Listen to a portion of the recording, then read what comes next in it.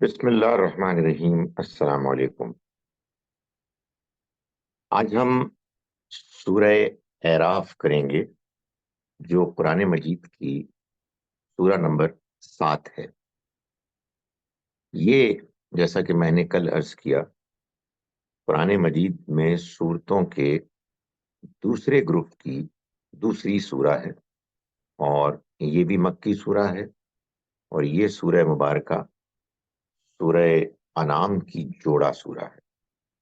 میں نے کل یہ بات بھی واضح کی کہ اس صورتوں کے گروپ میں اللہ تعالیٰ نے ایک تدریج کے ساتھ جس طرح سے نبی اکرم صلی اللہ علیہ وسلم کا وہ مشن مکمل ہوا، جس میں آپ نے اپنی قوم کے لوگوں کو دعوت دی، خبردار کیا، اور پھر اللہ کے اس فیصلے کے مطابق کہ جو اس نے ہر اس قوم کے معاملے میں طے کیا کہ جن کے پاس رسول آئیں، کہ وہ اللہ کے پیغام کے پہنچ جانے کے بعد جب ضد اور ہٹ دھرمی کے ساتھ رسول کا مقابلہ کر کے، ان کی مخالفت کر کے ان کے دشمن بن جاتے ہیں، تو پھر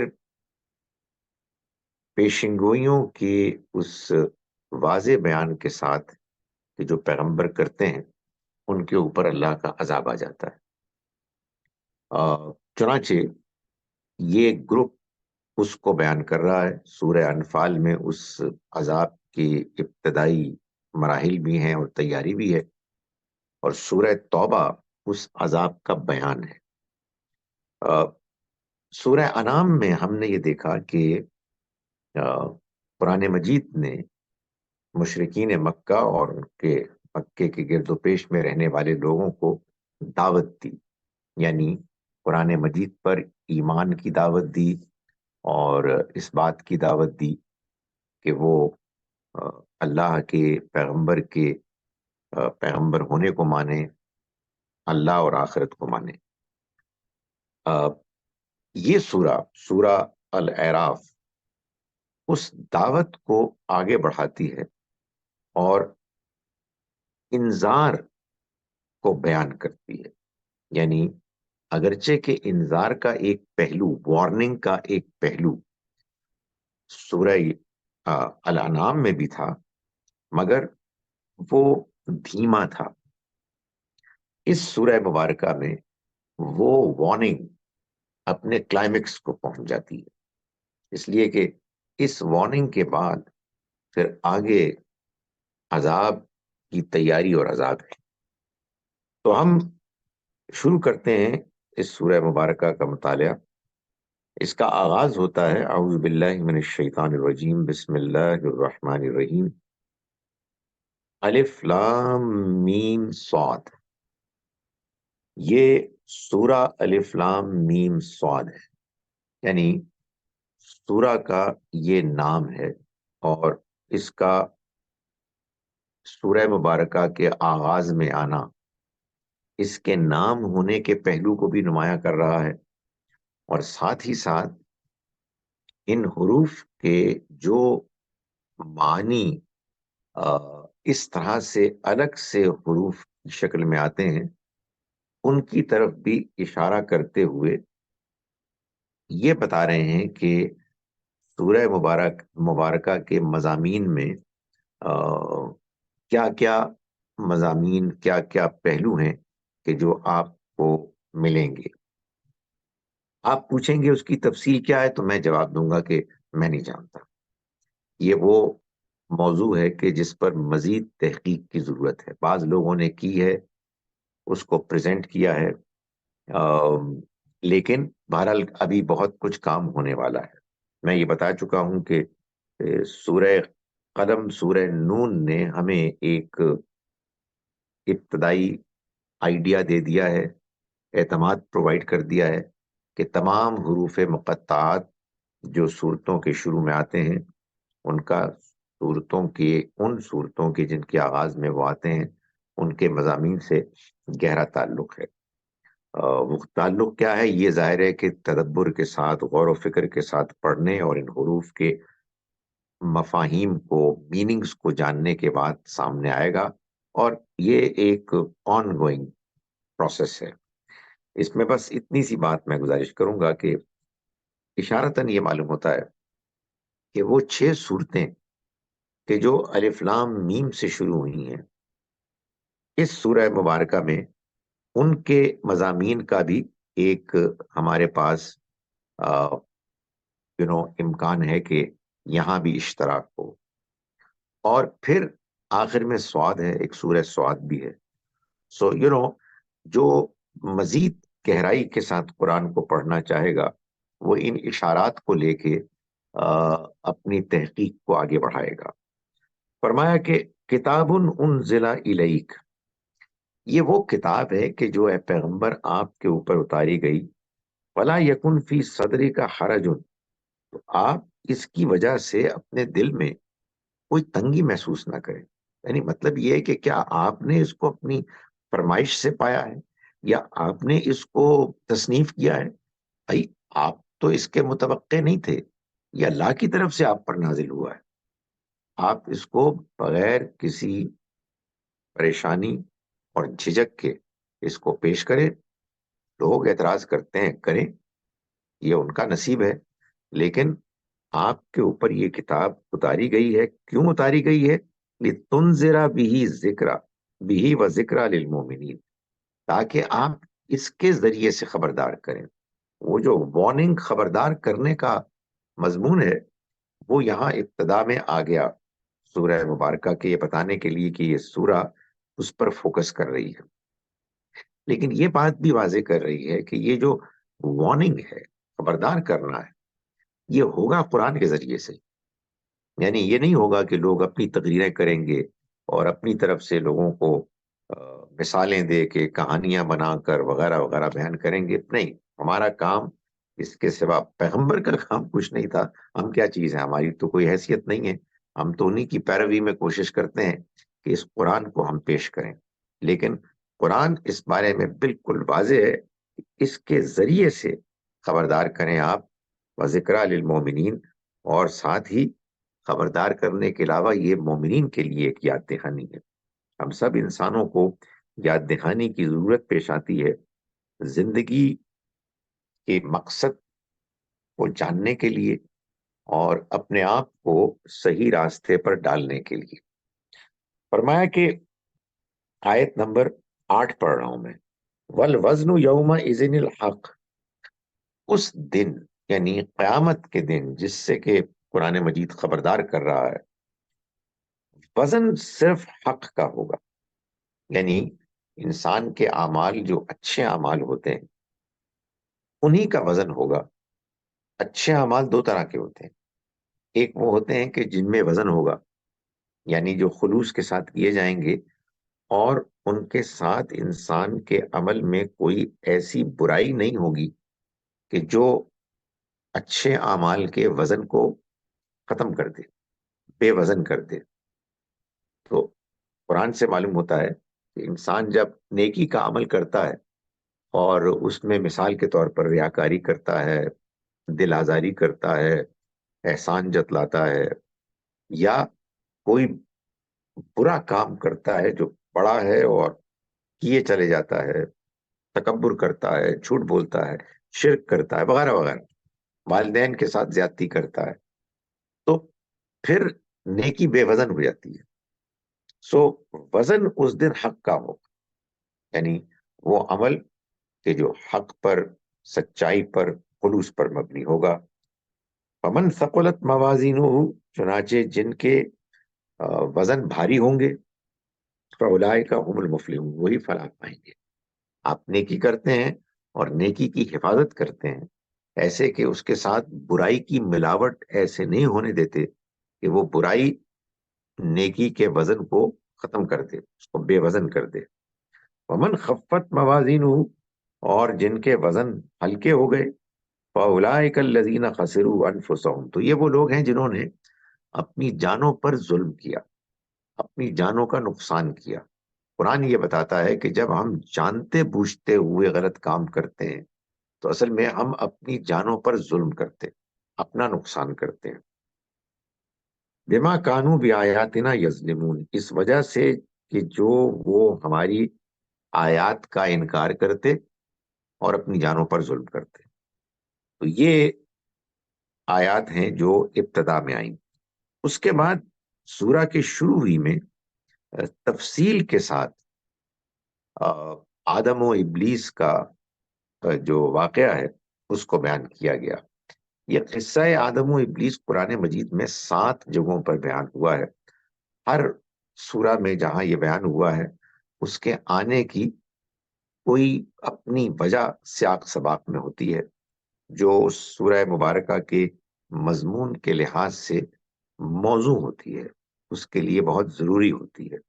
قرآن مجید میں کہیں بھی ریپیٹیشن ایسے نہیں ہے کہ جس میں آدمی یہ محسوس کرے کہ یہ ایک بے وجہ وہی بات دوبارہ آ گئی، بلکہ حقیقت یہ ہے کہ ہر سورہ کا مضمون اس کا تقاضا کرتا ہے کہ کوئی چیز جو پہلے بیان ہو چکی ہے وہ دوبارہ بیان ہو، اور اس بیان میں بھی کوئی ایسی ندرت، یونیکنیس ہوتی ہے کہ جو آپ کو کہیں دوسری جگہ پر نہیں ملتی، اور تمام مقامات کو سامنے رکھ کر آپ کے پاس وہ شکل، پکچر آتی ہے جو کہ بات کو زیادہ نمایاں اور بہتر کرتی ہے۔ چنانچہ اس واقعے میں جب یہ بات ہوئی کہ ابلیس نے آدم علیہ السلام کے آگے سجدہ کرنے سے انکار کر دیا اور اللہ نے ناراضی کا اظہار کیا، تو اس پر یہ بات بھی ہوئی کہ اب اس کے نتیجے میں یہ مسترد راندہ درگاہ ریجیکٹڈ ہو گیا، اور یہ اس کا معاملہ رہے گا قیامت تک کے لیے اور اس سے آگے۔ تو اس نے کہا، آیت نمبر 14 میں آتا ہے کہ قال انظرنی الی یوم یبعثون، کہ میرے رب تو مجھ کو مہلت دے اس دن تک کے لیے کہ جب یہ اٹھائے جائیں گے۔ قال انک من المنظرین، تو اللہ تعالیٰ نے فرمایا کہ ٹھیک ہے، تمہیں مہلت دے دی گئی، یعنی اب تم قیامت کے دن سے پہلے پہلے اس بات کے لیے آزاد ہو کہ جو تم نے کرنا ہے، ورگلانا ہے، لوگوں کو، انسانوں کو تم ورگلا سکتے ہو۔ اس میں یہ ایک دائرے کے سوال پیدا ہوتا ہے کہ اس نے سب کچھ دیکھ لیا، اللہ کے بارے میں جان لیا کہ اس نے فیصلہ کیا ہے، مگر اس کے اندر عاجزی نہیں آئی۔ ہوتا نا، ایک عجیب سی بات ہے کہ بھائی غلطی ہو گئی، سجدہ نہیں کیا، اب معلوم ہوا کہ اللہ ناراض ہے، تو گر جاتا، معافی مانگ لیتا۔ لیکن یہ پرابلم ہوتی ہے انسان کے اندر جب ضد آ جاتی ہے، ضدی ہٹ دھرم انسان، وہ پھر اپنے موقف کو نہیں چھوڑتا۔ یہ تکبر بھی ہوتا ہے، اس میں انسان محروم ہو جاتا ہے اس صلاحیت سے کہ اس کے سامنے اللہ کی طرف سے اصلاح کے امکانات پیدا ہو گئے، لیکن اس نے ان کو ضائع کر دیا۔ تو یہ جس شخص کے اندر بھی اللہ معاف کرے یہ رعونت ہے کہ وہ اکڑ جاتا ہے، تو وہ اصل میں ابلیس ہی کی طریقے کو اختیار کیے ہوئے۔ فرمایا کہ قال فبما اغویتنی، اس نے کہا کہ اس وجہ سے کہ جو تو نے اے خدایا مجھے گمراہ کیا، اللہ پر الزام لگا، یعنی آدمی یہاں تک پہنچ جاتا ہے، یعنی آدمی سے بڑا انسان بھی اور جن بھی، جن کو یہ آزادی ملی ہے، اس وجہ سے کہ تو نے مجھے گمراہی میں ڈالا، لاقعدن لہم صراطک المستقیم، میں لازماً ان کے سیدھے راستے میں درمیان میں بیٹھ جاؤں اور ان کو روکوں گا۔ یہ ہے وہ ضد، بجائے اس کے کہ آدمی اپنی اصلاح کرے، اپنی بہتری کرے، انسان کیا کرتا ہے کہ وہ ضد میں آگ بگولا ہو کے اس کو پورا کرنے کے لیے اپنی پوری انرجی صرف کرتا ہے۔ کہا اس نے ثم لآتینہم من بین ایدیہم ومن خلفہم، میں لازماً ان کے آگے اور ان کے پیچھے اور ان کے دائیں، وان ایمانہم وان شمائلہم، اور ان کے بائیں میں آؤں گا، ولا تجد اکثرہم شاکرین، اور تو ان میں سے اکثر کو ناشکرا پائے گا۔ یعنی یہ میری ایفرٹ ہوگی، یہ میرا مشن ہوگا، میں ان کو ہر حال میں ورگلاؤں گا. اور یہ وہ جیلسی کی، حسد کی آگ ہے کہ جو اس کے اندر پیدا ہوئی اور پھر نہیں بجھی. اس کے بعد آیت نمبر 22 سے وہ بات شروع ہوئی کہ جس میں یہ بتایا گیا کہ اللہ تعالیٰ نے تجرباتی طور پر سمجھانے کی غرض سے کہ یہ ابلیس، شیطان اور انسان کی دشمنی کس حد تک ہے اور وہ کیا کچھ کرے گا، اللہ تعالیٰ نے آدم و حوا کو ایک باغ میں رہنے کے لیے کہا اور ان کے لیے ہر طرح کی آسانی، آسائش، آزادی تھی سوائے ایک درخت کے پھل کے کھانے کے معاملے میں. تو وہاں ابلیس کو بھی موقع ملا کہ وہ اپنی منمانی کرے اور ورغلائے. تو فرمایا کہ اس نے فَضَلَّهُمَا بِغُرُورٍ، اس نے ان کو اپنے دھوکے سے شیشے میں اتار دیا، یعنی ان کو کنونس کر لیا کہ یہی تو درخت کا پھل ہے جو تمہارے لیے ضروری ہے، اسی سے تو تمہیں ہمیشگی ملے گی، اور طرح طرح کے دلائل پیش کیے. تو فلما ذاق الشجرہ تھا، جب انہوں نے دونوں نے درخت کا پھل کھا لیا، بدت لہما سواتہما، تو ان کی شرم کی جگہیں ان کے سامنے بے پردہ ہو گئیں. واتفقا یخصفان علیہما من ورق الجنہ، اور وہ باغ کے درختوں کے پتوں سے اپنے جسم کو ڈھانپنے لگے. وناداہما ربہما، تو پکارا ان کو ان کے رب نے، الم انہکما عن تلکما الشجرہ، کیا میں نے تم کو نہیں روکا تھا اس درخت سے، وَأَقُلْ لَكُمَا، اور کیا میں نے تم کو نہیں کہا تھا، ان الشیطان لکم عدو مبین، کہ شیطان تمہارا کھلا دشمن ہے. یہ صاف معلوم ہوتا ہے کہ یہ درخت اصل میں ایک کنایا ہے، ایک اشارہ ہے بالواسطہ طریقے سے بتانے کے لیے کہ انسان کے اندر جنس کی طرف میلان جب انسان ناجائز طریقے سے اختیار کرتا ہے، یہ اس کا تجربہ ان کو ہوا، اور یہ اصل میں پیغام تھا انسانیت کو رہتی دنیا تک کے لیے. اس دنیا میں جو بڑی بڑی آزمائشیں اسے درپیش ہوں گی، ان میں ایک جنس کی آزمائش ہوگی. حقیقت یہ ہے کہ دو ہی بڑی آزمائشیں ہیں کہ جن کا ذکر انسان کے دنیا میں بھیجے جانے سے پہلے ہوا. ایک تکبر، انانیت کی، کہ جس کا سمبل تھا ابلیس، کہ وہ تکبر کی وجہ سے اکڑ گیا اور ضد میں آ گیا. اور دوسرا، اس نے آدم و حوا کو اس بے حیائی کی آزمائش میں ناکام کر کے، یعنی وقتی طور پر وہ اپنی اس نے جو انانیت کی تسکین کی.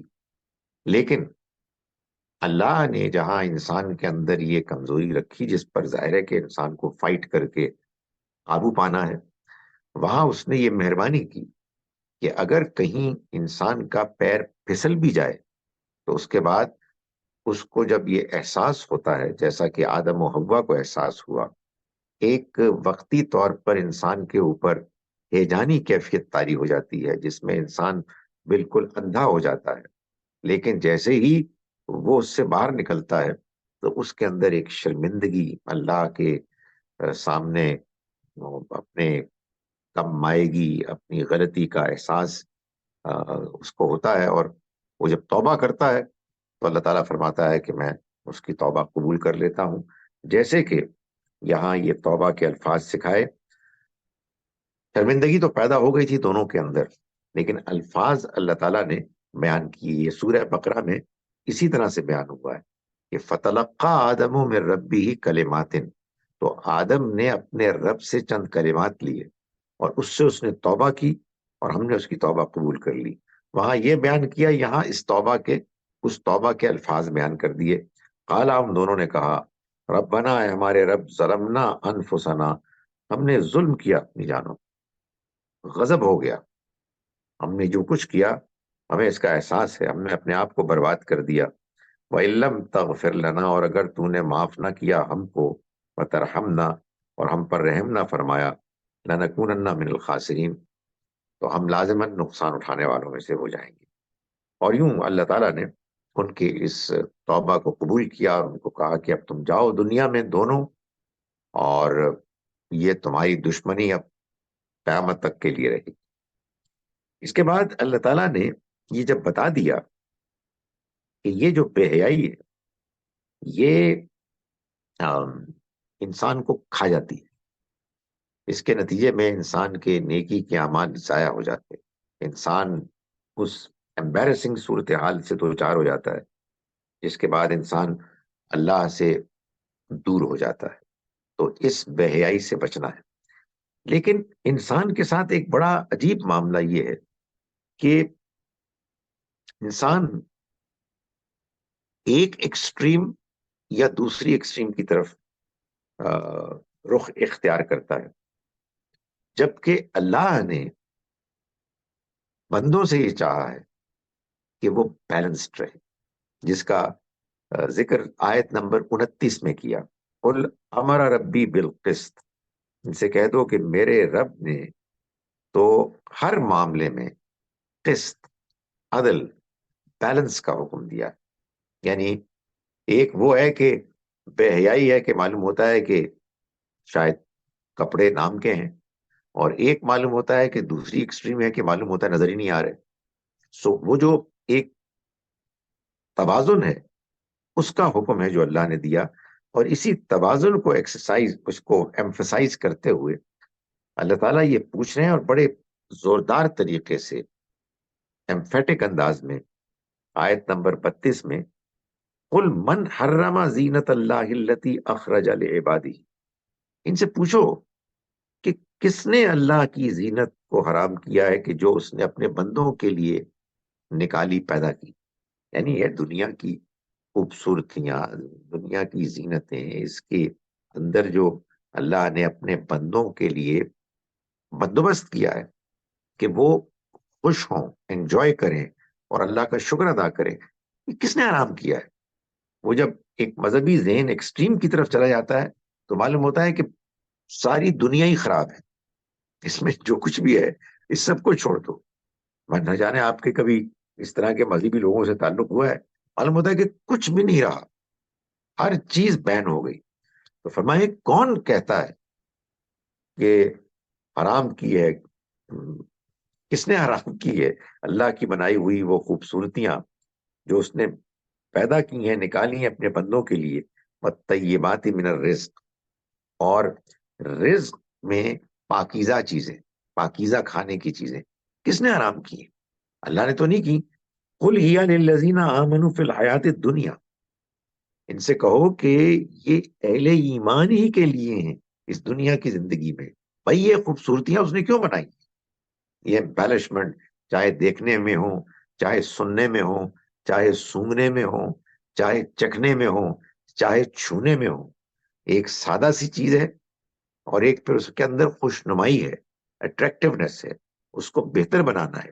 یہ اللہ نے اپنے بندوں کے لیے بنائی اور اہل ایمان کے لیے بنائی، خالصتا یوم القیامہ، اور قیامت کے دن انہی کے لیے ہوں گی، خاص طور پر کسی اور کے لیے نہیں ہوں گی۔ دنیا میں بھی انہی کی خاطر اوروں کو بھی ملنی ہے۔ کون کہتا ہے کہ اللہ نے ان کو حرام کیا ہے؟ کذالک نفصل الآیات، ہم اسی طرح سے آیات واضح کرتے ہیں، لقوم یعلمون، ان لوگوں کے لیے کہ جو جاننا چاہیں۔ جو جاننا نہیں چاہتے آپ ان سے بات کریں، معلوم ہوتا ہے کہ آپ کو منہ توڑ جواب دیں گے، بحث کرنا شروع کر دیں گے، ایک ضد میں آ جائیں گے۔ ایک طرف سے آپ بچے ہیں یعنی بے حیائی سے، تو دوسری چیز کا آپ شکار ہو رہے ہیں، یعنی انانیت اور تکبر۔ تو وہ جو توازن ہے، بیلنس، وہ انتہائی ضروری ہے۔ اگلی آیت میں اللہ تعالیٰ نے فرمایا کہ دیکھو جو چیز حرام کی گئی ہے وہ زینت نہیں ہے۔ قل، ان کو کہہ دو، انما حرم ربی الفواحش ما ظہر منہا وما بطن، میرے رب نے تو صرف حرام کیا ہے فحش کو، چاہے وہ ظاہر میں ہو چاہے وہ چھپے میں۔ یعنی وہ بے حیائی جو انسان کو ناجائز جنسی رغبات کی طرف لے جاتی ہے، اس سے اللہ تعالیٰ نے اس کو حرام قرار دیا ہے. زینتوں کو، خوشنمائی کو حرام نہیں کیا، بل اثم، اور اس نے حق تلفی کو حرام کیا ہے. والبغی، بغی بغیر الحق، اور زیادتی کو حرام کیا ہے، نا حق. یعنی ایک تو یہ ہے کہ آپ نے کسی کا حق اس کو دینے سے روک لیا، اور ایک یہ کہ آپ آگے بڑھ کر ایگریشن کے ساتھ آپ دوسروں کا مال لے رہے ہیں، ان کے رائٹس لے رہے ہیں. اور اس نے حرام کیا ان تشرکو باللہ، کہ تم اللہ کے ساتھ کسی کو شریک ٹھہراؤ، مالم ینزل بھی سلطانہ، ایسوں کو کہ جس کے لیے اس نے کوئی دلیل، کوئی ثبوت، گواہی نازل نہیں کی.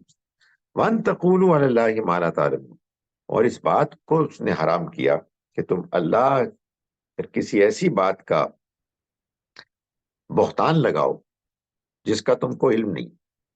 ہم اپنی طرف سے کہہ رہے ہو کہ یہ چیز حرام ہے، یہ چیز حلال ہے. بھائی جو بات آپ کو معلوم ہی نہیں ہے، اس کو آپ اللہ کے اوپر کیسے یعنی کر سکتے ہیں، اس کا حوالہ دے سکتے ہیں کہ اس نے کیا؟ تو اپنی حدود میں رہو. یہ چیزیں ہیں 5 کہ جو اللہ نے حرام کی ہیں، اور باقی یہ دنیا تمہارے لیے ہے کہ تم اس سے فائدہ اٹھاؤ اور اللہ کا شکر ادا کرو. ظاہر ہے کہ جائز چیزوں کا فائدہ اٹھاؤ. اس کے بعد ایک بڑا امپورٹنٹ اللہ تعالیٰ نے اصول بیان کیا ہے آخرت کی کامیابی اور آخرت میں جواب دہی کے بارے میں. وہ ہے آیت نمبر 42 میں. اللہ تعالیٰ نے فرمایا کہ والذین آمنوا وعملوا الصالحات، وہ لوگ کہ جو ایمان لائے اور جنہوں نے نیک عمل کیے. آگے جا کے فرمایا آخر میں اولئک اصحاب الجنہ، یہ جنت والے ہوں گے، ہم فیہا خالدون، وہ اس میں ہمیشہ رہیں گے. لیکن درمیان میں اس بات کو ڈالا کہ یہ واضح ہو کہ یہ ایمان اور نیک عمل کتنا ہے، درکار ہے. لا نکلف نفسا الا وسعها، ہم کسی جان پر اس کی استطاعت سے زیادہ اس کو جواب دہ نہیں ٹھہراتے. یعنی جس کے ایمان اور عمل کے جتنے امکانات ہیں، جتنا پوٹینشل ہے، اتنا ہی وہ جواب دے. سو انسان کا پوٹینشل، انسان کی وسعت کیا ہے، یہ کیسے طے ہوگی؟ ایک تو اس کی شخصیت میں جو امکانات موجود ہیں، یعنی کتنا انٹیلیجنٹ ہے، اس کے اندر کیا چیزیں اس کی نفسیات میں ہیں، اس کی پرسنالٹی. اور دوسرا اس کے حالات، اس کا ماحول. تو ان دونوں کو سامنے رکھ کر اللہ کی طرف سے یہ فیصلہ ہوگا کہ کسی انسان کی وسعت کتنی ہے، اور ایمان اور نیک عمل میں اس کا حساب کتاب اسی کے مطابق ہوگا. یہ ایک آیت دنیا جہان کے مسائل کو حل کر دیتی ہے اللہ کی اسکیم اور آخرت کے معاملے میں. ورنہ سچی بات یہ ہے کہ سوچنے والے کے لیے، سمجھنے والے کے لیے اللہ کی اسکیم کو سمجھنا ناممکن ہو جاتا ہے. ہمارے ہاں جو مذہبی لوگ کہتے ہیں جی کہ ہم مومن ہیں، باقی کافر ہیں، وہ جہنم میں جائیں گے اس لیے کہ وہ مسلمان نہیں ہوئے. اس کے بعد آدمی کہتا ہے یہ میں کیسے سمجھوں، یہ میرے اندر کیسے داخل ہو بات؟ اور جب داخل نہیں ہوتی انسان کی سمجھ فہم کے پوائنٹ آف ویو سے، تو پھر انسان جذباتی ہو جاتا ہے، بے سوچے سمجھے مانتا ہے، اندھا بہرا ہو جاتا ہے.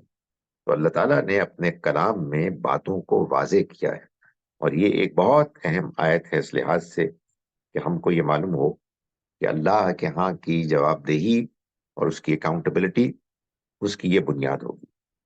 اس کے بعد آئیے آیت نمبر 46 میں، 46 میں اللہ تعالیٰ بیان کر رہے ہیں کیا قیامت کے دن کیا معاملات ہوں گے جنتیوں کے، جہنمیوں کے. ان کو بیان کرتے ہوئے فرمایا کہ ان دونوں کے درمیان، جنت اور جہنم کے درمیان، بینہما حجاب، ایک پردہ ہوگا، پردے کی دیوار ہوگی. وعلی الاعراف، اور دیوار کے اوپر برجیوں میں رجال، کچھ لوگ ہوں گے، یعرفون کلم بسیماہم، جو ہر ایک کو ان کی علامت سے پہچانیں گے. یعنی اللہ تعالیٰ بعض آؤٹ اسٹینڈنگ پرفارمرز کو، جو بہترین لوگ ہوں گے یعنی دنیا میں اپنے عمل کے لحاظ سے، ایمان کے لحاظ سے، ان کو یہ شرف دیں گے کہ وہ سب کو دیکھ سکیں، ادھر بھی دیکھ سکیں ادھر بھی دیکھ سکیں. اور ونادوا اصحاب الجنہ، وہ جنت والوں کو پکاریں گے اور کہیں گے ان سلام علیکم، تم پر سلامتی ہو. لم یدخلوہا، وہ نہیں داخل ہوں گے اس میں، وہم یطمعون، لیکن متوقع ہوں گے. یعنی ابھی اللہ کی طرف سے وہ یہ فیصلے سنا رہے ہوں گے، لیکن بہرحال بالآخر ان کو وہاں جانا نصیب ہوگا.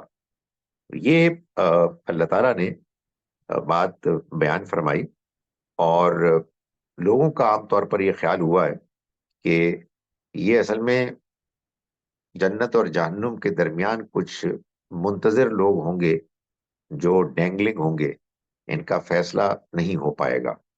نہیں، ایسی بات نہیں ہے. بلکہ اصل بات یہ ہے کہ اللہ تعالیٰ کی طرف سے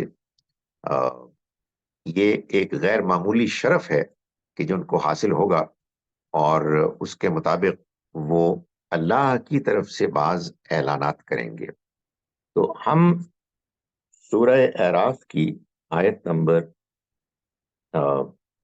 46 اور 47 ہم نے دیکھی، اور میں نے گزارش کی کہ اس میں اللہ تعالیٰ نے جو بات بیان کی ہے وہ نہیں ہے کہ جو ہمارے ہاں عام طور پر سمجھی گئی کہ جو اصحاب اعراف ہیں وہ کوئی درمیان کے لوگ ہوں گے کہ جن کے بارے میں فیصلہ ابھی معلق ہوگا. بلکہ پورے بیان کو سامنے رکھ کر یہ معلوم ہوتا ہے کہ یہ وہ لوگ ہوں گے کہ جو سب سے زیادہ آؤٹ اسٹینڈنگ ہوں گے، جن کو اللہ تعالیٰ یہ شرف دے گا کہ وہ دونوں جانب مکالمہ کریں، اور یوں ان کو کہ جو جنتی ہیں ان کو شاباش دیں، ان کی تحسین کریں، اور جو اہل جہنم ہیں ان کو ملامت کریں. اس کے بعد ایک اور بڑا اہم مضمون ہے جو آتا ہے آیت نمبر 57 سے. وہ مضمون اصل میں اس پہلو سے اہم ہے کہ قرآن مجید کے بارے میں جو ہمارے ہاں ایک عام طور پر خیال ہوتا ہے کہ اس میں آیات جو آتی ہیں خاص طور پر بڑی صورتوں میں، وہ بس ایسے ہی آ جاتی ہیں، جیسے آدمی کبھی کوئی ایک بات کرتا ہے کبھی دوسری بات کرتا ہے، کوئی زیادہ ان میں کوئی ربط نہیں ہوتا، کوئی نظم نہیں ہوتا. یہ بات قرآن کے بارے میں ماننی بڑی مشکل ہے. اللہ کا کلام ہے، اور حقیقت یہ ہے کہ ایسا ہے بھی نہیں. میں اس کی آپ کے سامنے یہاں یہ مثال پیش کرتا ہوں کہ آیت نمبر 57 میں اللہ تعالیٰ فرماتے ہیں کہ وَالَّذِي يُرْسِلُ الرِّيَاحَ، وہی ہے کہ جو بھیجتا ہے ہواؤں کو، بشرن، خوشخبری بنا کر، خوشخبری کا ذریعہ بنا کر، بین یدی رحمتہ، اس کی رحمت سے پہلے. یعنی رحمت سے مراد بارش سے پہلے آتی ہیں نا ہوائیں، وہ گویا کہ خوشخبری لے کے آتی ہیں کہ بارش آ رہی. حتی اذا اقلت سحابا ثقالا، یہاں تک کہ جب وہ بوجھل بادلوں کو اٹھا لیتی ہیں. سقناہ لبلد میت، تو ہم ان کو ہانک کر لے جاتے ہیں مردہ زمین کی جانب. فانزلنا بہ الماء، تو ہم ان کے ذریعے سے اتارتے ہیں، برساتے ہیں پانی، بارش. فَأَخْرَجْنَا بِهِ مِنْ كُلِّ الثَّمَرَاتِ، پھر ہم نکالتے ہیں ان کے ذریعے سے ہر طرح کی نباتات، ہر طرح کی فصلیں، سبزیاں، پھل. فرمایا کہ کذالک نخرج الموتیٰ، اسی طرح سے ہم مردوں کو زندہ کریں گے. لعلکم تذکرون، اور یہ ہم تمہیں دکھاتے ہیں تاکہ تم یاد دہانی حاصل کرو. جیسے مردہ زمین تھی، اس سے بارش کے نتیجے میں زندگی آ گئی، لہلہاتی فصلیں، ہریالہ یہ نظر آنے لگا. تو ایسے ہی انسان مردہ ہوں گے، زندہ ہو جائیں گے. اس میں کیا مسئلہ ہے؟ اس کے بعد فرمایا والبلد الطیب یخرج نباتہ باذن ربی، اور جو تو ہوتی ہے زمین زرخیز، اس میں سے تو نکلتی ہیں اس کی پیداوار باذن ربی، اس کے رب کے اذن سے، اس کے فیصلے سے. والذی خبث، مگر جہاں تک تعلق ہے اس زمین کا کہ جو خبیث ہے، پنجر ہے، جو جس کے اندر فرٹیلٹی، رویدگی نہیں ہے، لا یخرج الا نکدا، اس میں کچھ نہیں نکلتا سوائے ناقص پیداوار کے، بیکار قسم کی چیزیں. کذالک نصرف الآیات، یہ بھی ایک مشاہدے کی بات ہے، تجربے کی بات ہے. فرمایا اسی طرح سے ہم مختلف پہلوؤں سے بدل بدل کر آیات پیش کرتے ہیں لقوم یشکرون، ان لوگوں کے لیے کہ جو شکر گزار ہیں. جو شکر گزار ہوں گے وہی اللہ کے پیغام میں دلچسپی لیں گے، اس کو سمجھیں گے. جو چیلنج ہے وہ یہ ہے، اس کے بعد آیت نمبر 58 سے لے کے آیت نمبر 171 تک طویل پیسج ہے، جس میں اللہ تعالیٰ نے ان 6 رسولوں کی داستانیں بیان کی ہیں، کہ جن کی داستانیں، جن کے بارے میں ان کی قوم کے ساتھ ان کے پیغمبروں کی جو سٹوریز ہیں، انٹریکشن ہے، وہ بار بار بیان ہوا ہے. یعنی نوح، ہود، صالح، لوط، شعیب اور موسیٰ علیہ السلام. سوال یہ پیدا ہوتا ہے کہ یہ کیا ہو رہا ہے؟ ابھی تو بارش اور اس کے نتیجے میں فصلوں کا نکلنا وغیرہ اس کا ذکر تھا، زمین کا ذکر تھا، اور یہاں اب بالکل ہی دوسرا مضمون شروع ہو گیا ہے. تو یہ کیوں شروع ہوا ہے؟ ظاہر ہے ایک ذہن یہ کہے گا کہ بھائی ہو گیا ہے، اللہ تعالیٰ کی مرضی ہے، آپ کون ہوتے ہیں اس کے بارے میں کوئی بحث کرنے والے؟ نہیں، اللہ تعالیٰ کا یہ کلام ایک پرحکمت کلام ہے. یاسین والقرآن الحکیم انک لمن المرسلین، یہ پرحکمت کلام اس بات کی گواہی ہے کہ اے پیغمبر آپ رسولوں میں سے. اس کی حکمت کے لیے اگر بات سمجھ میں نہ بھی آئے تو انسان کو غور کرتے رہنا چاہیے، لیکن یہاں بات سمجھ میں آتی ہے. اور وہ بات یہ ہے کہ اللہ تعالیٰ یہ بتا رہے ہیں کہ دیکھو جیسے زمین میں فرق ہوتا ہے.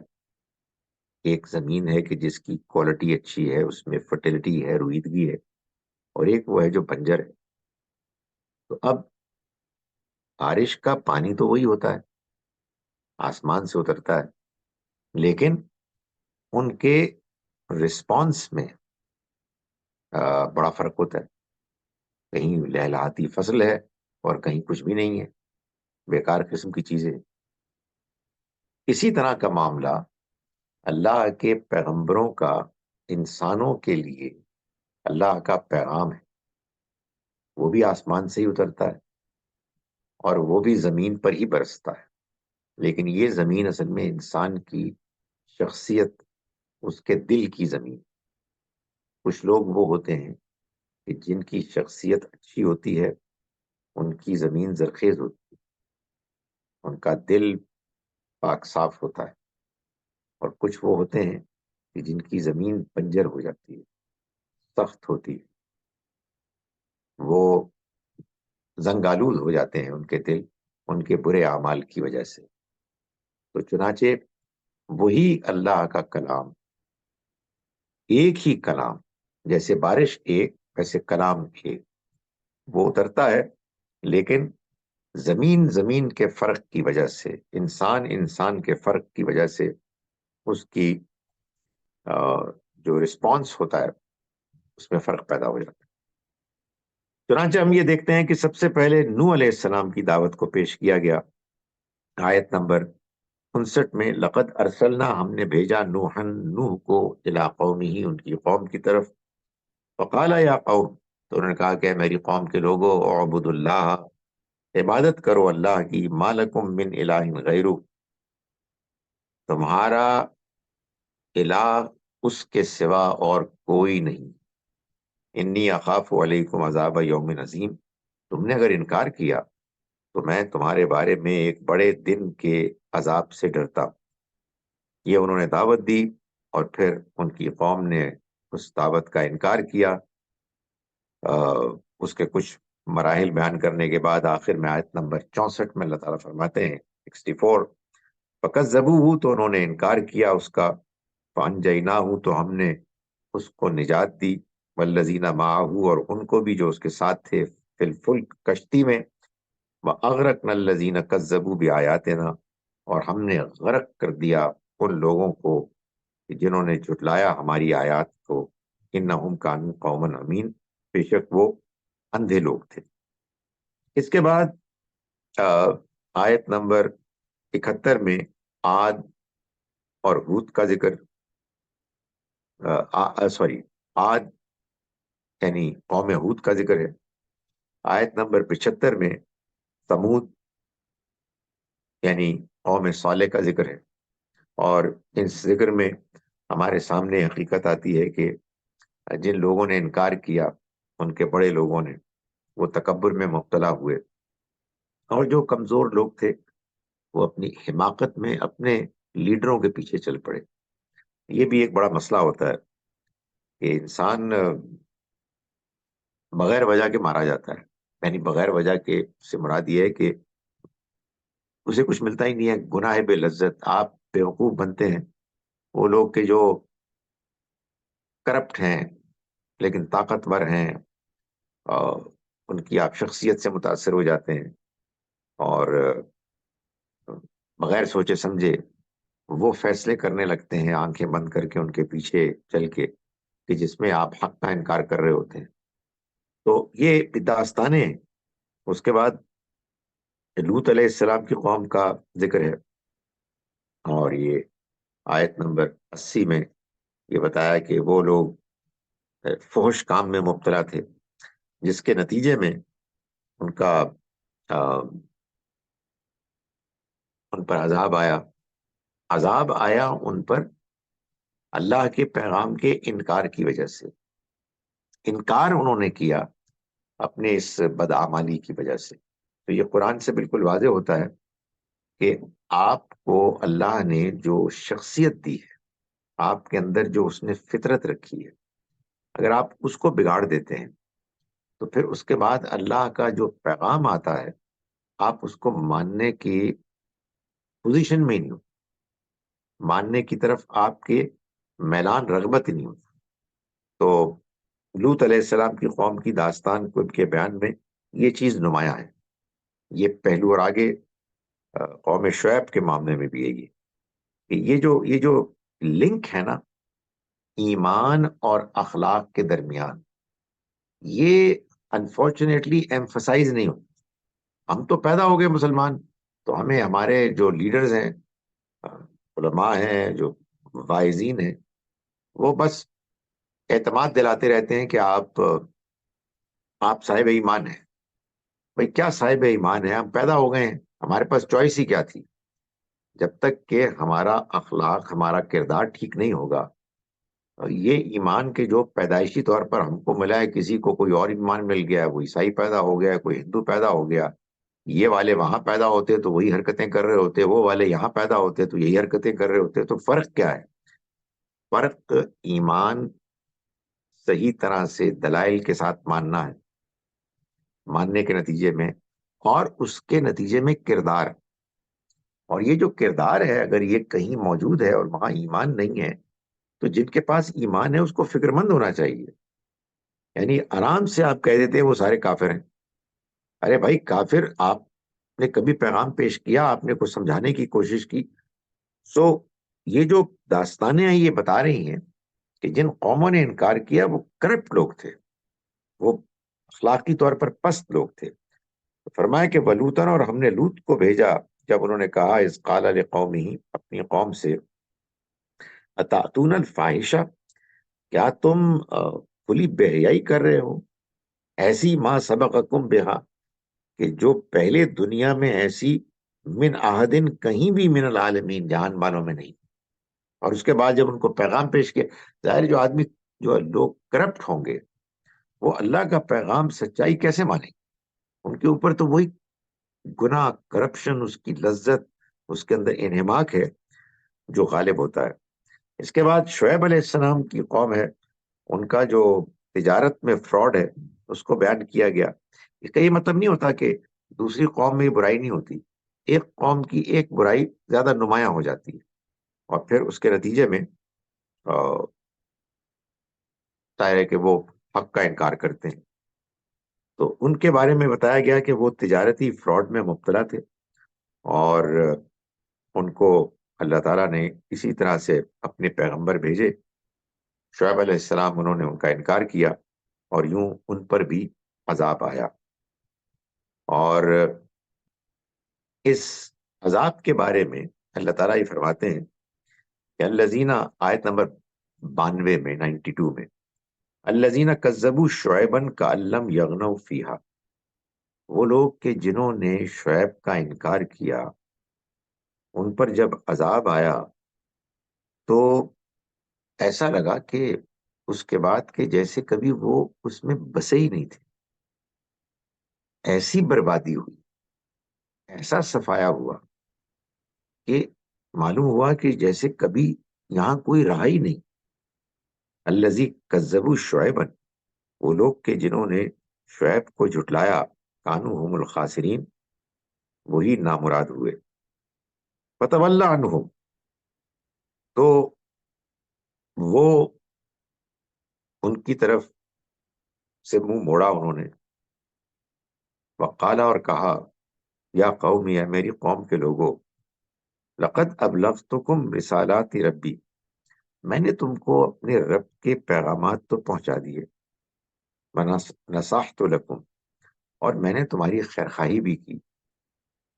اب تمہاری اس بربادی کے بعد فکیف آسا علی قوم کافرین, اب میں انکار کرنے والوں کا غم کیسے کروں, کیوں کروں؟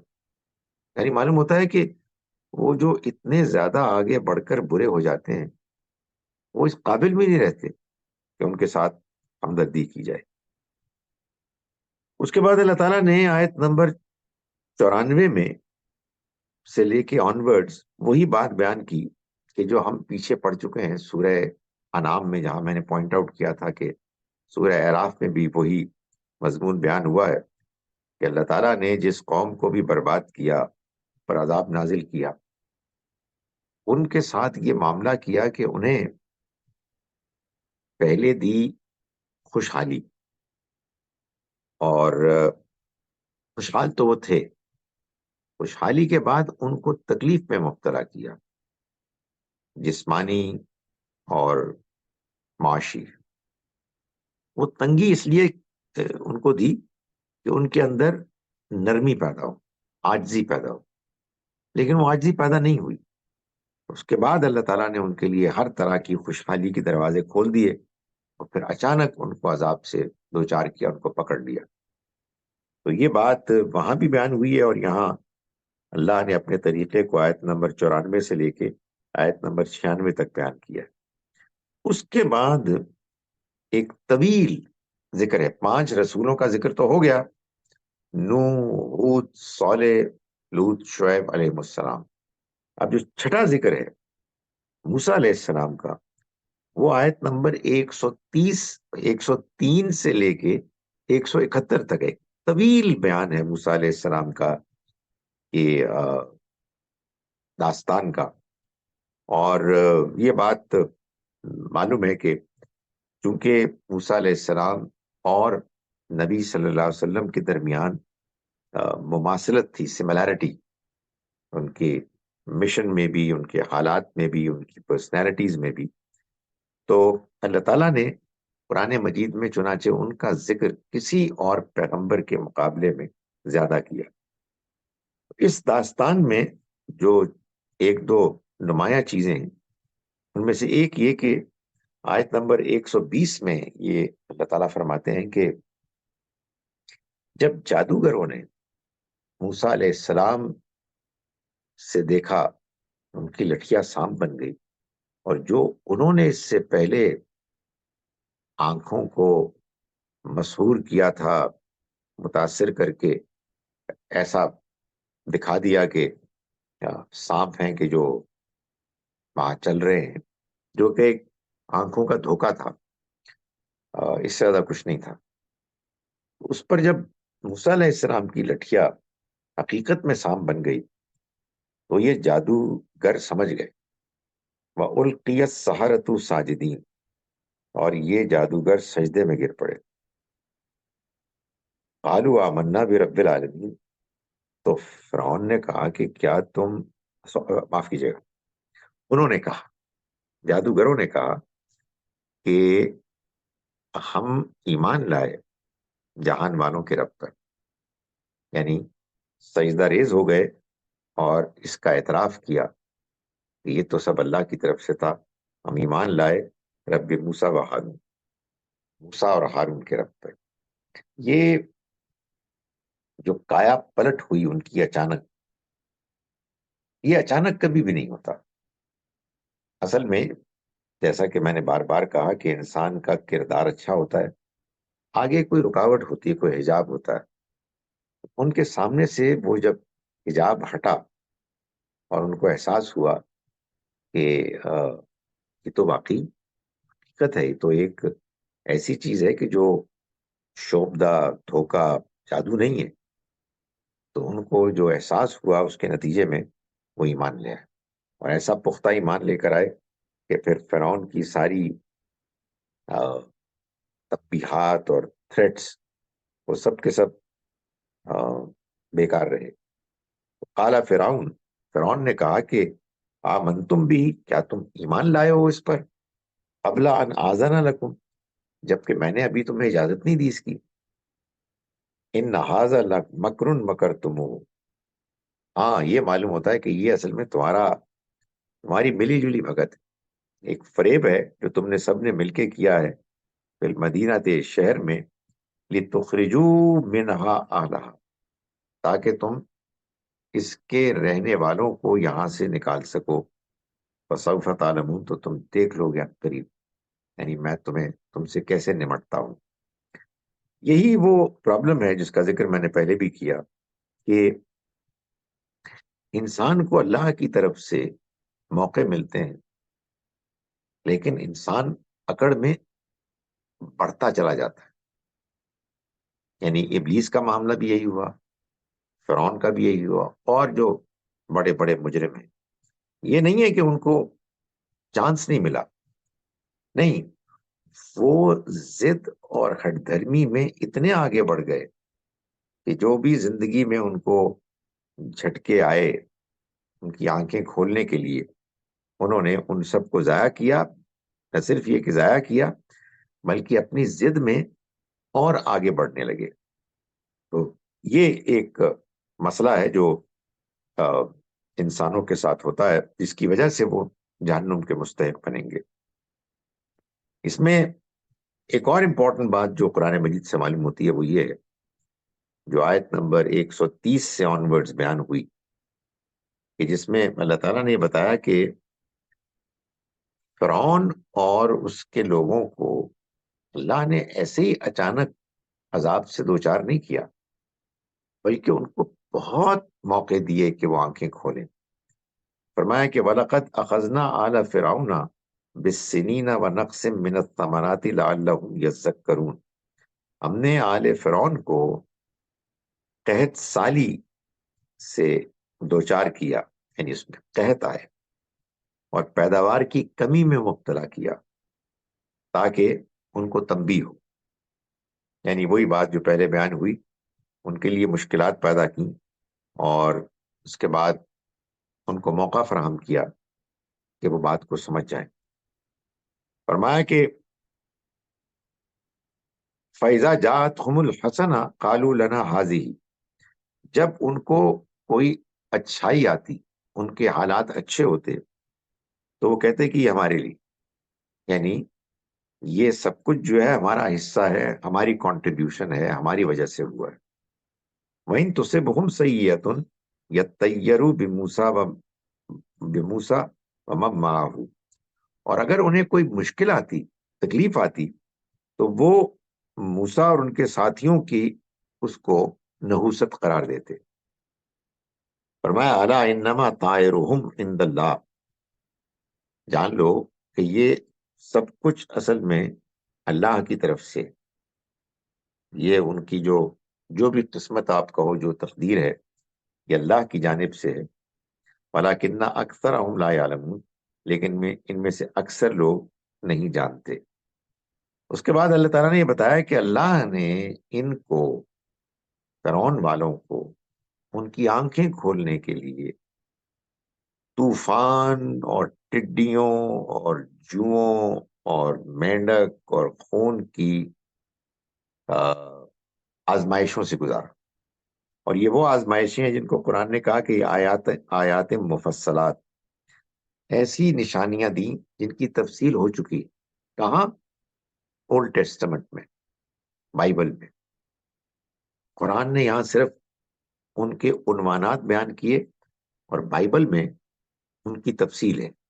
یہ ریلیشن شپ ہے قرآن کا اور بائبل کا۔ بعض اوقات قرآن صرف ریفر کر دیتا ہے چند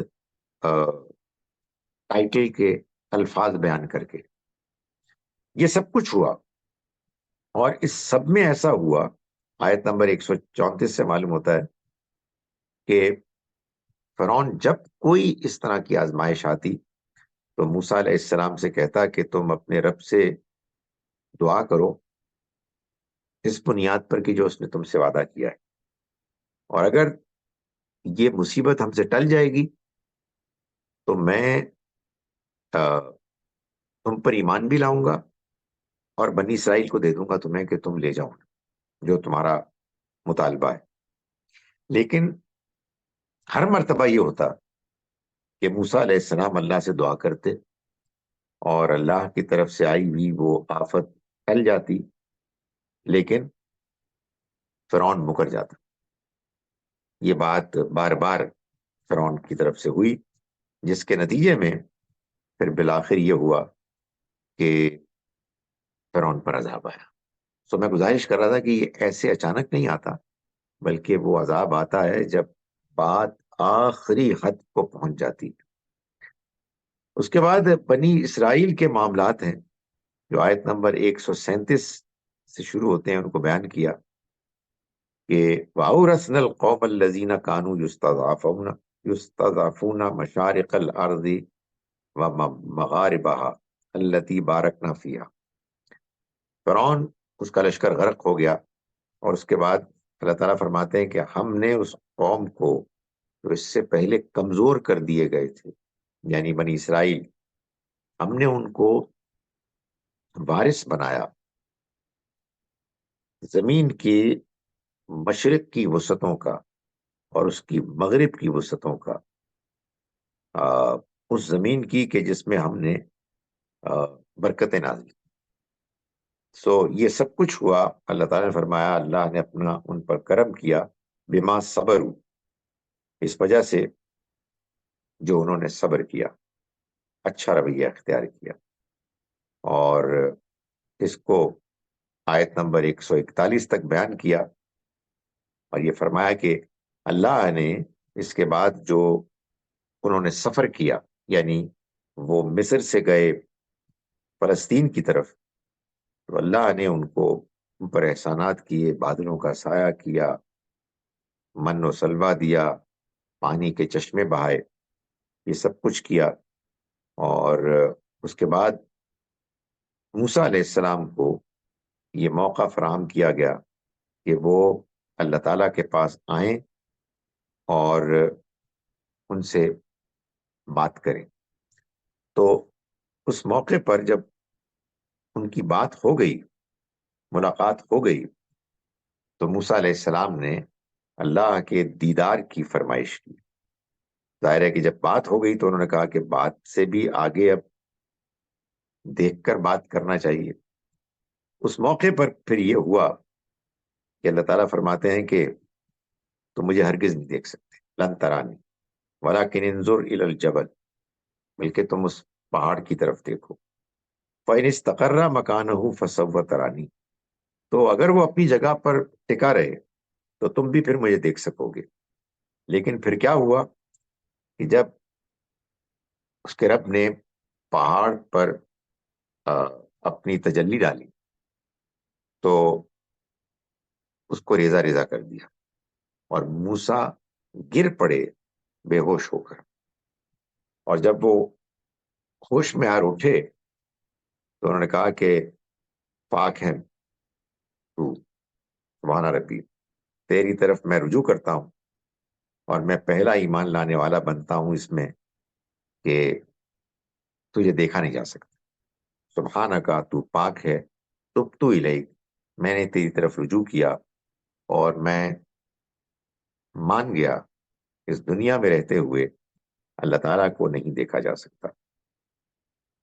ہم آج کا سبق اسی تک پر ختم کرتے ہیں، انشاءاللہ کل یہیں سے آغاز کریں گے. السلام علیکم ورحمۃ اللہ وبرکاتہ. کل کا ٹائم کیا ہے؟ کتنے بجے کلاس ہوگی؟ وہی 7 بجے. نہیں سر، یعنی 4:15 یا 4 o'clock؟ نہیں 7 بجے، آپ کے 4 بجے. Thank you sir. Okay, thank you sir.